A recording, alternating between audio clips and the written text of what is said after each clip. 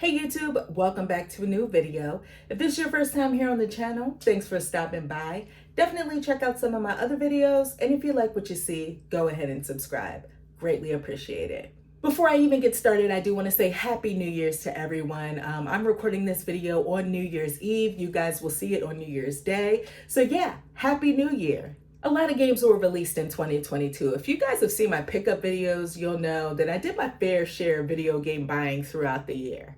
And because I do have a full-time job, I don't do YouTube or play video games full-time, and I have family and just life in general, I didn't spend a lot of time playing all the games that I purchased. So today I wanted to share with you 5 games that I just didn't spend enough time with in 2022, but I wish I would have.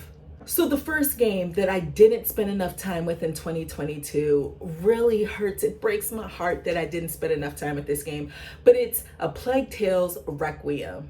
A Plague's Tale Innocence was my jam back in 2019, despite me having a deep fear of rodents. I mean, you can ask anyone who knows me, I absolutely am fearful. I hate rodents. We're talking rats, mice. I'm even going to include guinea pigs, hamsters, anything like that. It's all rats to me. And ever since I was a kid, I've had this immense fear of rodents. And despite that overwhelming fear, I still managed to make my way through A Plague's Tale Innocence and absolutely loved it. It's an action adventure game, but there isn't that much action in it. There's a lot of stealth.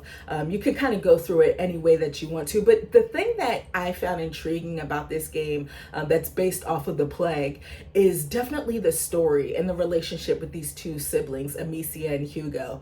It was just heartwarming to me, and I just kept me intrigued, and I wanted to know what was going to happen next. If I'm not mistaken, the sequel came out back in October. I don't even know anymore, guys. Time is just crazy. October seems like so long ago, but I do know that it was released day and date on Game Pass, and I downloaded it and even streamed. I think I streamed 2 hour-long sessions of it. So I only played 2 hours of it, and I enjoyed what I played. It's just I never went back to it. I got sidetracked, and it breaks my heart because, like I said, I really did love the first game. So once I'm done playing through once I'm done and finished with either God of War Ragnarok or the Dark Picture anthologies, The Devil in Me, I definitely am going to restart A Plague's Tale Requiem and get through it and be terrified of all the freaking rats. Sonic got a whole lot of love in 2022. This summer, as part of my summer backlog challenge, I completed Sonic Mania, finally, from the Nintendo Switch. And then Sonic Origins dropped. And then this one came out in November. It's Sonic Frontiers. I know it's nuts that I'm showing you the Nintendo Switch version, but come on, you guys know me by now. You know I'm gonna take portability and gameplay over graphics any day. Honestly, I am. Yeah, I got this as part of a Black Friday deal. Was significantly less, and I was like, why the hell not? I want to play some Sonic. And so, I played about an hour of it. My mom had an outpatient surgery that I took her to at her doctor's office. And yeah, I played that while I waited for my mom to come out of her surgery and had a really good time with it. It's crazy because usually the 3D Sonic games I don't really vibe with. I did like Sonic Adventure, but now that I'm saying that, I don't think I've completed any 3D Sonic game. I enjoyed Sonic Adventure back in the day on the Dreamcast, but yeah, usually the controls in 3D Sonic games just aren't hitting for me. But Sonic Frontiers feels good. It's fun, it's fast, and it's a blast to play. Look at me over here rhyming. I know Sonic Frontiers isn't the cream of the crop of platformers that have been released, right? But I do know that people that enjoy Sonic games, especially 3D Sonic games, seem to really enjoy this one.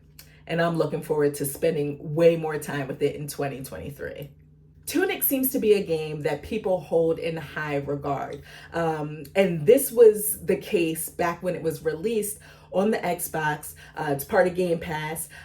People seem to absolutely love the game. I'm sure it is on plenty of people's top 10s for 2022. But I think it was back in April that I first started playing Tunic on the Xbox, and I was just like amazed. I'm like, what is this? I got this Zelda vibe to it, and it just seemed so mysterious, and I wasn't quite sure what was going on because the game doesn't tell you anything because of that fact, because the game doesn't hold your hand. Me as a gamer, I'm not good at games. I got stuck, and I put it down, and when I came back to it, I had totally forgotten what it was I was supposed to do. I was just lost in the sauce. So then I heard it was coming out to the Nintendo Switch, and I was like, hell yeah, Tunic, hell, Zelda on the go? Yes, please. So I went ahead and downloaded it. I haven't had a chance to play it on my Nintendo Switch yet, but like I said, a lot of people that I totally respect their opinions on video games and their recommendations really adore Tunic, and I really want to give it a fair shake. I will be honest, the Dark Souls-esque elements that the game has is a little off-putting to me. But I am willing to sacrifice my frustration just to see the game through. It seems like it's one huge mystery, and I want to solve it. So yeah, Tunic is definitely a game that, unfortunately, I didn't spend enough time with this year. I can totally understand why some people are extremely annoyed by Tiny Tina. I get it. But I, on the other hand, absolutely find her hilarious. I enjoyed her debut in Borderlands 2, and I'm glad she's getting her chance to shine here in Tiny Tina's Wonderland. Now, Borderlands 3 did get some DLC. One of the DLC packs that was released was Tiny Tina's Assault on Dragon's Keep, and Tiny Tina's Wonderlands takes place after that DLC. This is basically just more Borderlands, but set in a fantasy setting, which to me seems like a breath of fresh air, right? It has this whole D&D vibe to it, which is really cool. But again, it felt like a breath of fresh air, but it still has the same Borderland aspects of looting and shooting, which I absolutely dig. I just feel like a lot of people weren't talking about Tiny Tina's Wonderland. And I don't know if it's one, because Tiny Tina, you know, like I said, people are annoyed by her, or two, around the time that it came out. I know for a fact when I got this game, it was around the time that the new Kirby game came out, Ghostwire Tokyo. I played through all that and the new Kirby game, and kind of put this one on the back burner. And I definitely am going back to it, and I'm definitely going to complete it and have my fun looting and shooting. And the last game that I didn't spend enough time with in 2022, and wish that I would have, Mario plus Rabbids Sparks of Hope. I'm not really big on strategy RPGs. I do enjoy Fire Emblem, but that's pretty much it when it comes to like strategy RPGs.